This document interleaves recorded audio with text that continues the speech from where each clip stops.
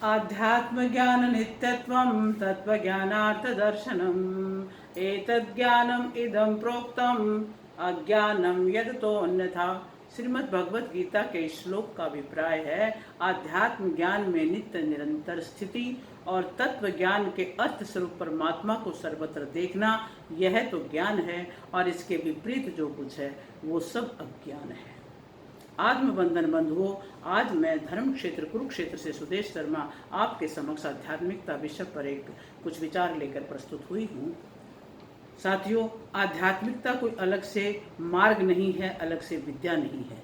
ये जीव का मौलिक स्वरूप है जिसमें वो निर्विकारी होता है। जिस प्रकार एक बूंद जब बादलों से निकलती है तो वो किस प्रकार निर्मल होती है, शुद्ध होती है, जैसे ही वो धरा पर गिरती है तो वो मटमैली हो जाती है। उसी प्रकार एक जीवात्मा जब धरती पर जन्म लेती है तो वो स्वच्छ और निर्मल होती है। जैसे ही धरा के प्रभाव में आती है, उसकी माया के प्रभाव में आती है तो वो मटमैली हो जाती है। उस पर माया का प्रभाव चल पड़ता है और वो माया है विकारों की, भ्रम और भय की, संदेह और शिकायतों की। और इस प्रकार वो माया के गिरफ्त में आकर के अपना मौलिक स्वरूप भूल जाता है और दुखी हो जाता है। अब वो दुख से छुटकारा पाने के लिए जप तप ध्यान व्रत पूजा पाठ का सहारा लेता है, और जप तप पूजा पाठ के सहारे से उसे अस्थायी सुख तो मिल जाता है, लेकिन साथियों, अगर उसको स्थायी सुख चाहिए तो उसके पुनः मौलिक रूप में लौटना होगा, और जो ये माया का प्रभाव उस पर आया है उसको हटाना होगा। उसको हटाने के पश्चात जब वो अपने मौलिक स्वरूप में आएगा तो वो स्वतः ही निर्मल होकर के वो सहज सुख की राशि बन जाएगा।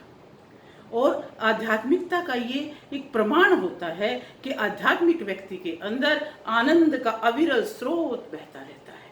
वो खुद भी आनंदित रहता है और अन्यों को भी आनंदित करता रहता है।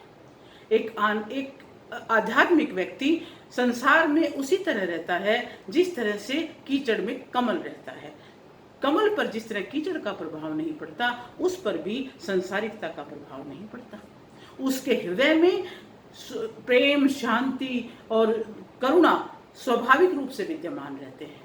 वो ईश्वरीय गुणों को धारण करता हुआ स्वयं भी सुखी रहता है और अन्यों को भी सुखी करता रहता है।